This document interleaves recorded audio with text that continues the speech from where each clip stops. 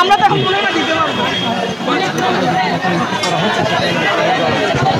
সুপ্রিয় দর্শক, আমরা এই মুহূর্তে দেখতে পাচ্ছি যে বিজিবির পক্ষ থেকে আসলে বন্যার্থীদের জন্য ত্রাণ সহযোগিতার একটি বিশাল গাড়িতে করে ত্রাণ সহযোগিতা নিয়ে আসা হচ্ছে এবং তাদের এই ত্রাণ সুবিধার বেশ বড় ধরনের ত্রাণের একটা বড় ধরনের ত্রাণ কিন্তু এখানে আমরা দেখতে পাচ্ছি। তারা একটি বিশাল গাড়িতে করে বাংলাদেশের যে সমস্ত বন্যার্ত মানুষ বন্যায় কবলিত হয়েছেন তাদের উদ্দেশ্যে কিন্তু এই ত্রাণ নিয়ে আসা হয়েছে। বিজিবির সদস্যরা আমরা দেখেছি আসলে সীমান্তে কিন্তু তারা অতন্ত্র প্রহরী হিসেবে কাজ করে এবং ঠিক আজকেও বন্যার্ত মানুষের সহযোগিতা তারা এই মুহূর্তে কিন্তু আসলে এগিয়ে এসছেন। আপনারা জানেন যে আসলে ঢাকা বিশ্ববিদ্যালয়ের শিক্ষার্থীরা সহ যারা বৈষম্য ছাত্র বিরোধী আন্দোলনের শিক্ষার্থীরা তারা ঢাকা বিশ্ববিদ্যালয়ের এই টিএসসিতে ত্রাণের সংগ্রহ করছেন এবং সেই সংগ্রহের প্রাথমিক পর্যায়ে গত 2 দিন ধরে কিন্তু এই ত্রাণ সামগ্রী চলছে এবং এর দ্বিতীয় দিনেই আসলে আমরা দেখলাম যে আসলে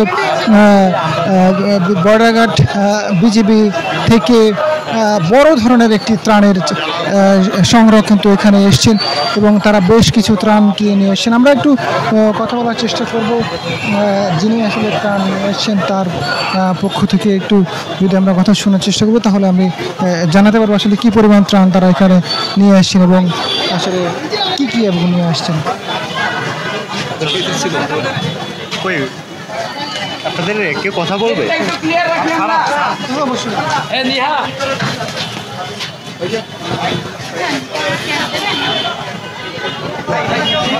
বাংলাদেশ বর্ডার গার্ডের পক্ষ থেকে এই ত্রাণগুলো নিয়ে আসছি। বন্যার্থীদের পাশে দাঁড়ানোর জন্য আমরা চেষ্টা করছি।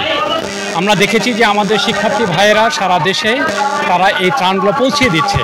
তাদের এই কাজটাকে উৎসাহিত করার জন্য আমরা বর্ডার গার্ড বাংলাদেশের পক্ষ থেকে এখানে আজকে 500 জনের মতো ত্রাণের ব্যবস্থা করেছি। ভবিষ্যতে আমরা আরও ত্রাণের ব্যবস্থা করব।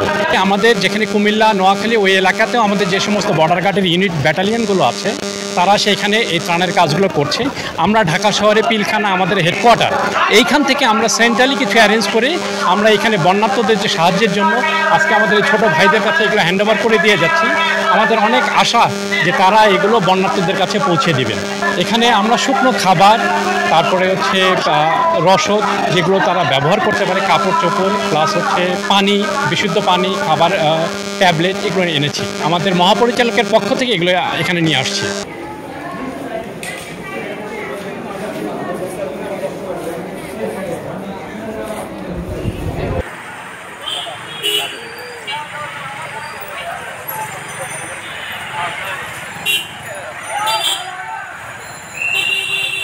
সংবাদ, ফিচার ও অনুষ্ঠানের জন্য ভিজিট করুন সংবাদ প্রকাশের ওয়েবসাইট এবং যুক্ত থাকুন ফেসবুক পেজ ও ইউটিউব চ্যানেলের সঙ্গে।